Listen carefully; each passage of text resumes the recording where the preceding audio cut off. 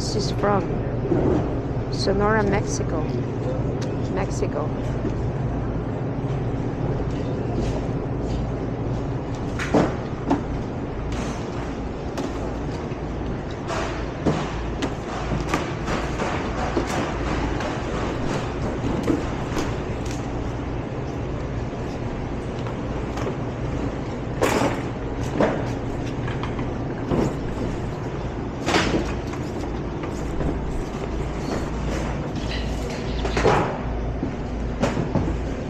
this is product of Canada. Canada.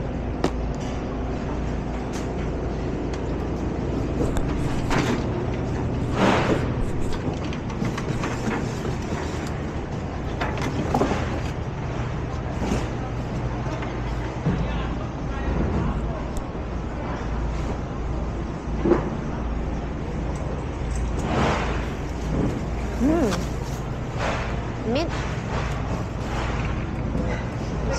Smells so good.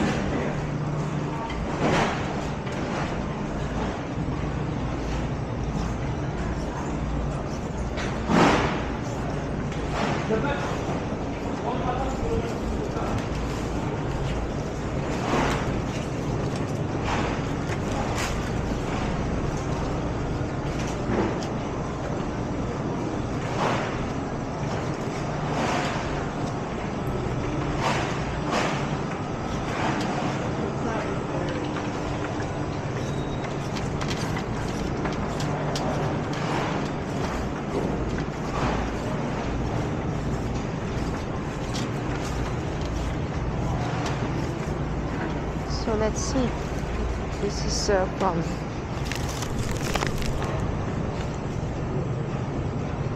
Canada.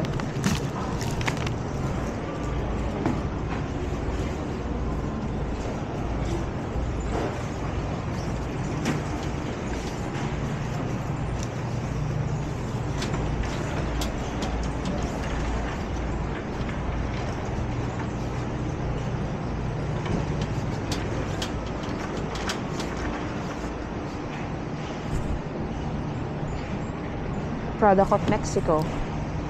Yeah, this one is product of Mexico.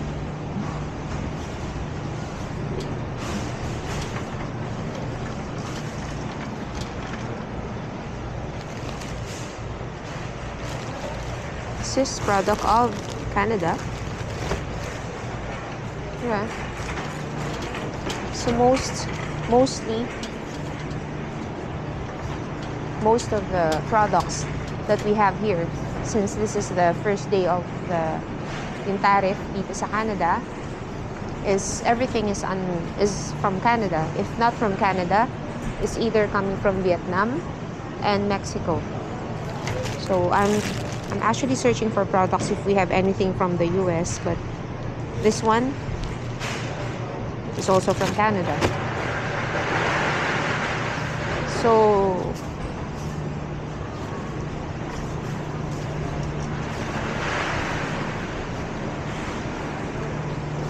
dami. Ganito kadami yung ganito pa rin kadami ang mga supply natin dito sa Canada over nagkaroon ng tariff. And look. So I don't think na mawawalan ng supply ang Canada ng anything sa nangyaring tariff ngayon sa US. So again, ganito kadami dito, guys. Super dami. Ganito kadami fruits and vegetables. Look at this. At bananas. Let's see kung saan galing tong bananas. Bananas is product of Guatemala. This one is from Guatemala. Nothing from US. May kiwi.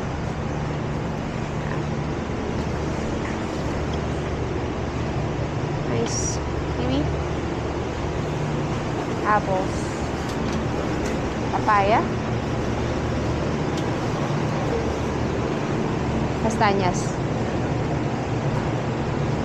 Castañas. Well, this is 4.38 per kilogram. Nice.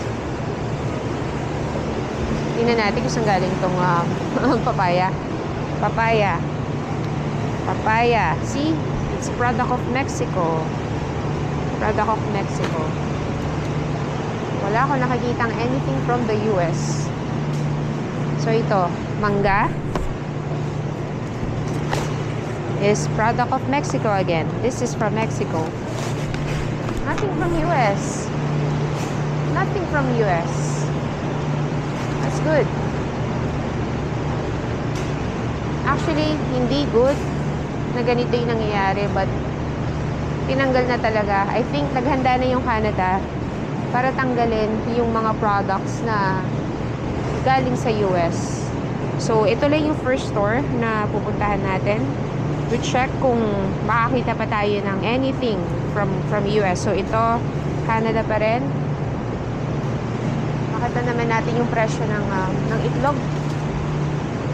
Itlog is not so bad kasi ang itlog dito is 30 pieces. So, ayan lang yung presyo niyan. Balita ako sa US, sobrang mahal na ng itlog. And I'm happy na okay, kuha tayo ng thumbnail nito or picture ng itlog. Kasi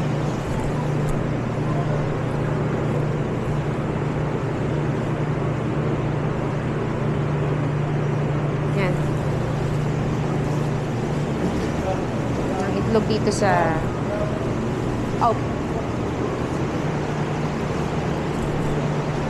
no problem. Bawal daw magkuha ng picture.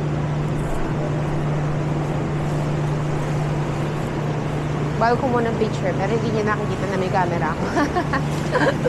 Well, anyway. Syempre, bawal. Fine.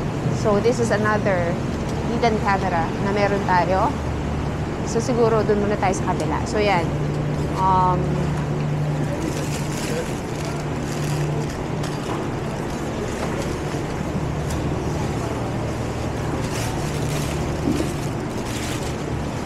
So, dito tayo sa may mga nuts.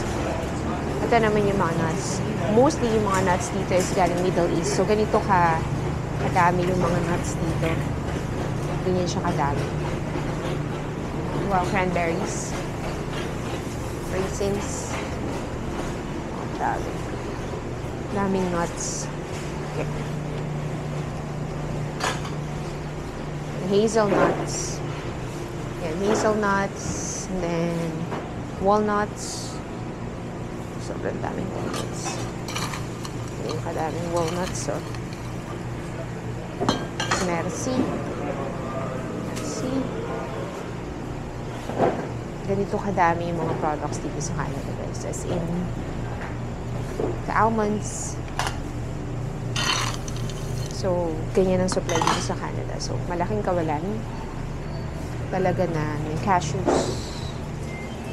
Malaking kawalan talaga na nagkaroon ng ganitong issue between US and Canada. So, yan, pistachios, yun is here.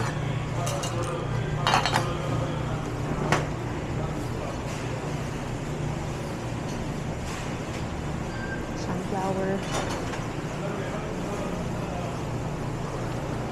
Dami. Yun, this is yung mga prunes. Wow. Prunes. Sarap ng prunes. Ano siya? And, apricot. And prunes. Wow. It's good.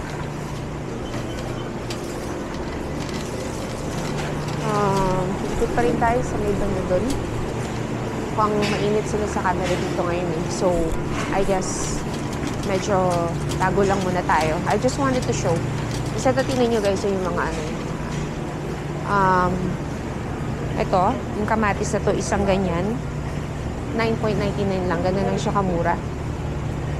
So, wala. So far, pag-ikot natin dito, wala akong nakikitang anything product from US. Nothing.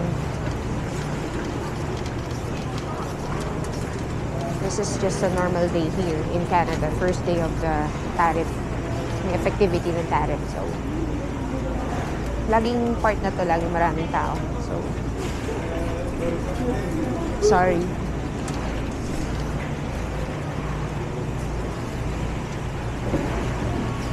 Okay. So, yan. So far, marami tayo na pamili. And everything, wala pa rin tayo nakikitang any products from US. So, So this is how Canadians react to the tariff. Para lang siyang normal day here in Canada. I'm just really happy that I live here in Canada. Kasi unang-una, ang daming supply. As you can see, sobrang daming supply. Who would have known na meron ng ganyang trade war between US and Canada? But here, it's still a normal day.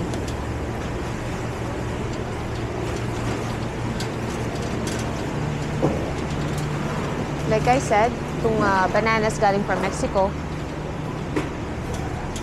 And then, ikot tayo din sa may part na to.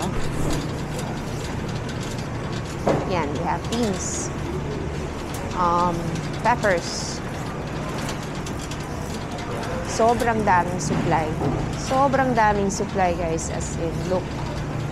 Yan, look, ito. Mga ganito. This is product of Canada. Nakalagay sa box, product of Canada. So, madami. So, I don't think na nahihirapan tayo sa nangyari nito. First day, we're doing marketing here. I know. Ang dami. Daming products. Everything. I'm not seeing any products from the US. Not a single product here. Wala na. Wala ako nakikita. Let's check yung mga butternut squash.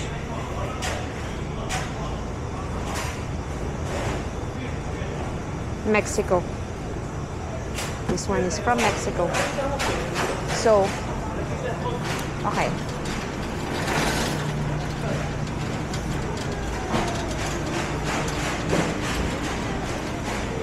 Onions.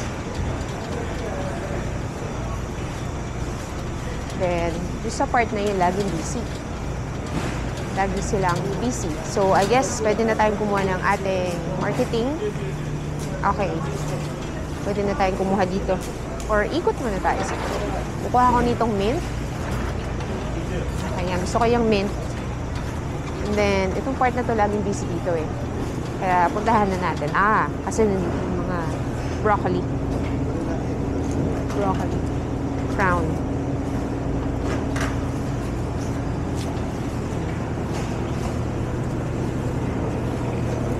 Daikon.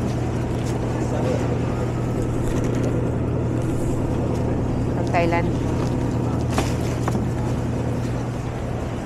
That one is from Thailand. Oh, ito sili.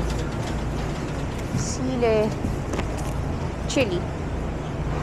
It doesn't say pero I don't think na merong any products here coming from the US. So yan. Nakikita niyo dito guys, sobrang kompleto. Parsley, lettuce, everything is here. And ito, yung avocado. Let's see kung saan galing itong avocado na to. I'm sure kung hindi Mexico, see, avocado. It's from Canada. This one is from Canada. Number 1 Canada. Avocado rin. So, I guess that's gonna end our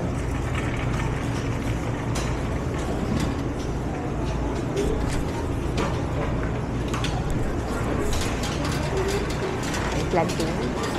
So, plantain.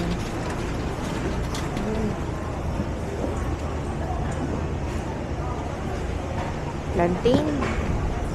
Del Monte. Oh, see? Upside down pero it's from Guatemala. Plantain. Saging. Banana. Okay guys, so with all this stuff right here, total pamili is $64.21. That's it, $64.21. Sobrang dami. May 2 itlog at maraming gulay. Hindi ko na may isa-isa pero sobrang mura dito sa Sammy. So, I guess, parang wala namang nagbago. Tara, let's go na. Wala namang nagbago dito sa Canada. Simula nung ngayon na may tariff na pinatong ang US sa atin, And I think we're doing good. We're doing well. Nothing to worry about. So, it's just a normal day. Nakita naman natin. Dami pa rin, it's just a normal day. Dami pa rin namimili. Ayan, tingnan nyo. It's early, but ang dami pa rin Canadians na namimili dito sa one of the most popular market dito sa May, Quebec. So yeah, I guess we have to go now. I-load na natin tong mga pinamili sa sasakyan and then that's it.